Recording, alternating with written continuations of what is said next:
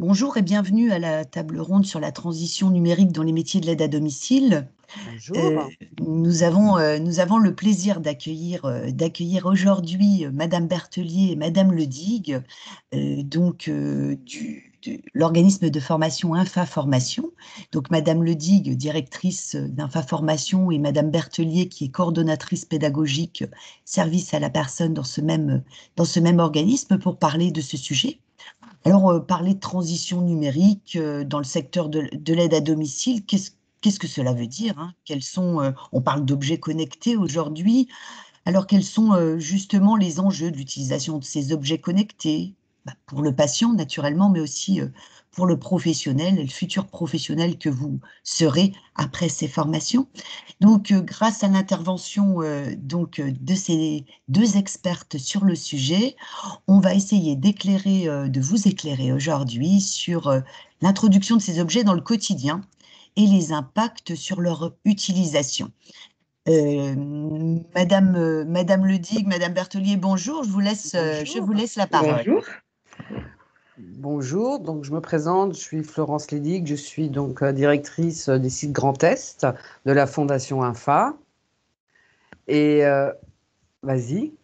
Et moi, je suis Négia Berthelier, je suis coordinatrice à la Fondation AFA. Merci, mesdames. En quelques mots, alors, c'est vous les expertes du domaine, est-ce que vous pouvez nous présenter très rapidement les métiers de l'aide à domicile et notamment les évolutions qui nous amènent aujourd'hui à mobiliser, à utiliser les outils connectés? Alors je vais commencer déjà en vous présentant très très rapidement la Fondation Infa. Donc la Fondation Infa est une fondation reconnue d'utilité publique. Donc, avec ses 75 ans d'expérience, donc nous sommes présents dans 13 régions, avec plus de 40 sites de formation. Donc, nous formons 17 000 personnes par an, dont 11 000 qui sont en cycle long, diplômant ou qualifiant, et 6 000 qui sont en cycle court de perfectionnement. Donc aujourd'hui, l'Infa Grand Est donc, est un acteur majeur dans la formation et l'accompagnement des demandeurs d'emploi. Et nous sommes vraiment reconnus dans les domaines de l'animation, du sanitaire et social et du service à la personne. Nous intervenons sur des certifications partielles ou totales des métiers d'assistant de vie aux familles, d'assistant de vie dépendance et sur l'accompagnement des demandeurs d'emploi vers les métiers du social et médico-social. L'assistance de vie aux familles, elle intervient à domicile, donc auprès des personnes dépendantes ou des familles à qui elle apporte une aide précieuse dans la vie courante. Elle exerce ses fonctions pour le compte d'une entreprise prestataire ou mandataire ou à titre individuel. Le secteur de l'aide à domicile représente aujourd'hui un important, très important gisement d'emploi. La formation donc, et la qualification sont des gages de professionnalisme qui sont demandés par les employeurs de plus en plus soucieux de la qualité des prestations effectivement qu'ils assurent. Donc l'Infa travaille sur les axes de développement pour améliorer le taux d'insertion emploi des stagiaires. En moyenne, 80% des stagiaires sont à l'issue des formations dans ce domaine. Merci pour la présentation. Alors, on va passer effectivement sur cette notion d'évolution sur le métier et notamment sur les outils connectés. Alors, on Donc, va passer la parole à Madame Berthelier, je oui, pense, oui, qui va pouvoir nous présenter d'une part les exigences liées à ces métiers et puis notamment cette transition numérique au travers de l'utilisation des objets connectés. Madame Berthelier, oui, je vous laisse la parole. merci. Alors, les métiers de l'aide à domicile, elles sont nombreuses, hein. On entend par assistants de vie aux familles, les assistants de vie de dépendance, les accompagnants éducatifs et sociaux. Toutes les actions de l'aide à la personne aujourd'hui, elles visent à faciliter le quotidien des personnes dont on s'en occupe. Grâce à lui ou à elle, les personnes restent chez elles dans des meilleures conditions, dans des bonnes conditions. Et, l'assistant de vie aux familles, elle met en place une relation professionnelle, elle la planifie et organise ses interventions et aussi elle prend en mesure les préventions et la sécurité. Elle tient compte de la personne, le respect et met en œuvre toutes les règles professionnelles de base. Depuis quelques années, le métier de l'aide à domicile ne cesse d'évoluer. Il répond clairement à des conditions sanitaires et sociales qui encouragent le maintien à domicile. Et l'assistant de famille, elle relaie les familles auprès des personnes dites fragilisées ou sensibles, comme les personnes âgées, les personnes dépendantes, les personnes en situation de handicap ou aussi la prise en charge des enfants à leur domicile, au domicile des parents. Pourquoi on parle aujourd'hui d'évolution? Parce qu'il y a quelques années de là, on pouvait encore exercer des métiers sans être formé et sans exigence, hormis la disponibilité d'être capable de s'occuper d'une personne. Aujourd'hui, tant les employeurs, les bénéficiaires ou la réglementation, elle exige des savoir-faire et des compétences cadrées d'un diplôme pour pouvoir prendre en charge la personne, la stimuler, la maintenir le plus longtemps possible à son domicile, auprès de sa famille et respecter ses souhaits de rester chez elle. Aujourd'hui, et plus que jamais, on forme les aidants à domicile à travers des diverses formations pour leur donner les outils nécessaires pour qu'elles puissent exercer à domicile avec des compétences nécessaires pour ce métier. Et dans ce cadre-là, et dans le cadre de l'évolution, il y a l'évolution numérique qui s'est installée dans notre vie de tous les jours. Ça veut dire que, voilà, il ne faut pas se leurrer, c'est tous les jours, on a besoin de nos machines qui sont des machines intelligentes, des machines des nouvelles générations, la téléphonie mobile, l'ordinateur, qui font partie intégrante de notre vie de tous les jours. Pourquoi? Parce que aujourd'hui, on va pallier à des différentes contraintes, comme la perte de temps, l'organisation de travail, la complexité, les conditions difficiles face aux pathologies aussi des bénéficiaires, gestion des imprévus, gestion des plannings. Il faut savoir qu'aussi, on réduit aussi énormément les frais, comme les frais de déplacement.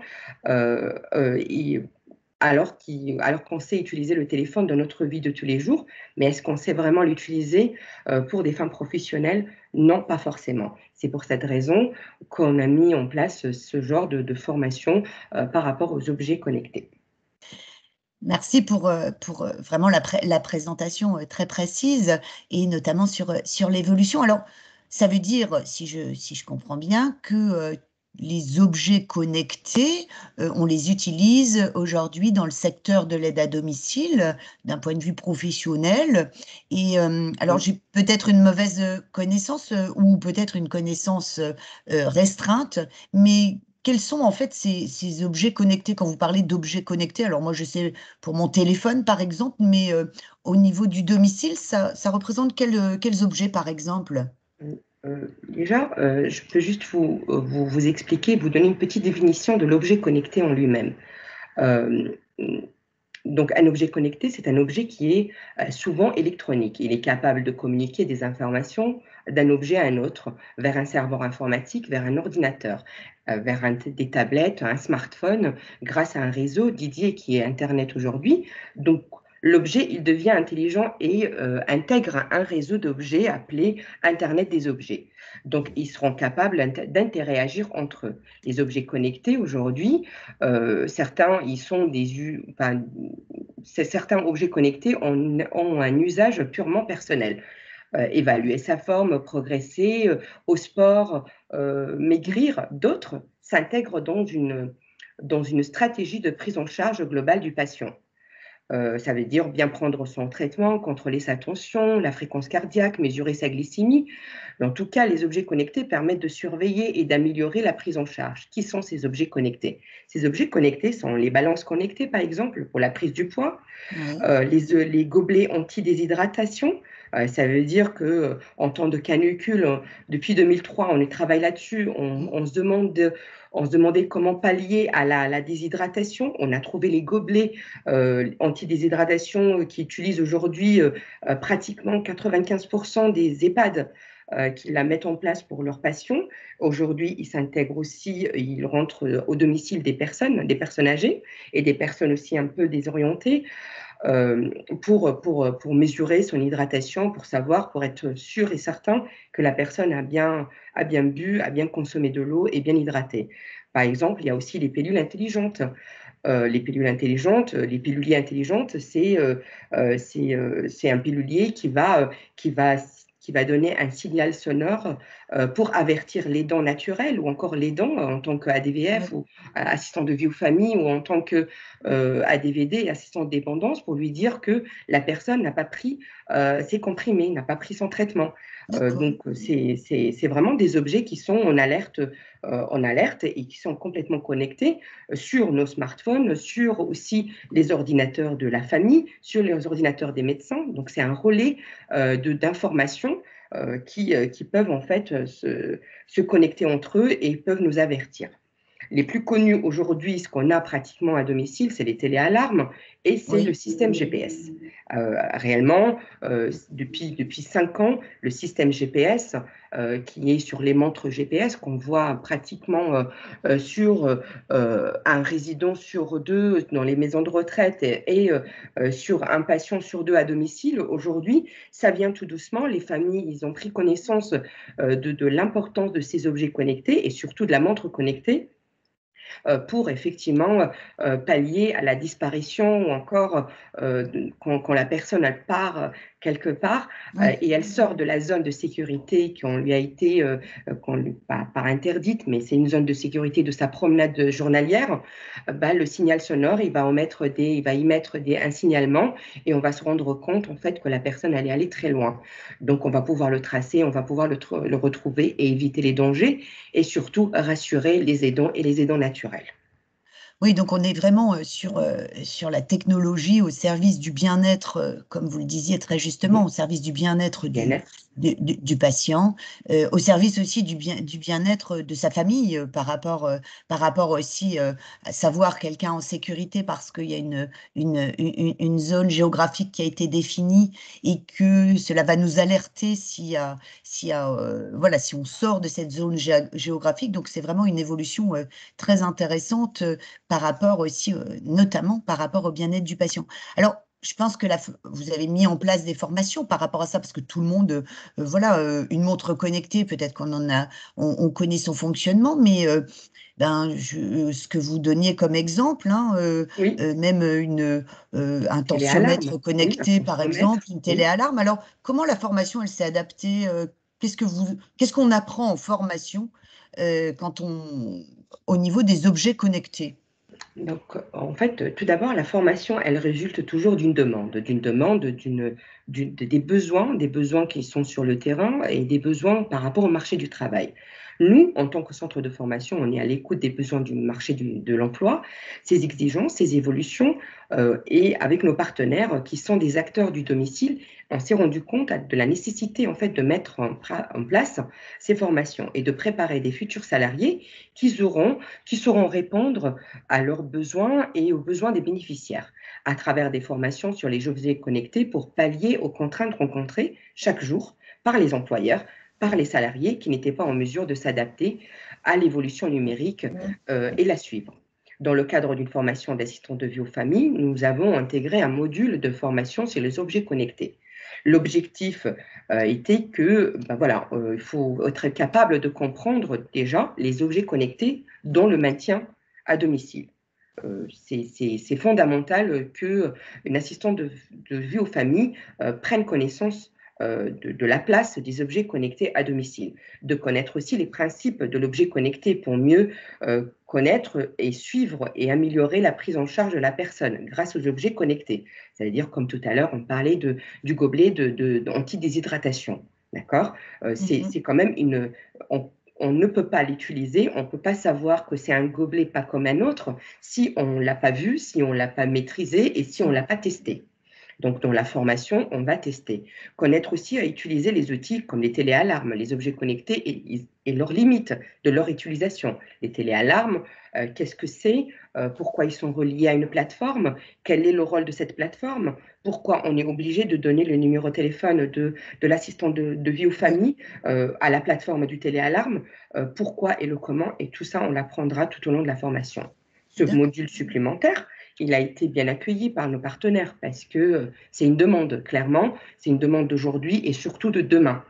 Donc, c'est une demande par nos partenaires et dans la mise en place, nous serons accompagnés par France Alzheimer parce que France Alzheimer, elles sont voilà, c'est une fondation, c'est une association qui a mis en place énormément, qui a encouragé les recherches pour pallier effectivement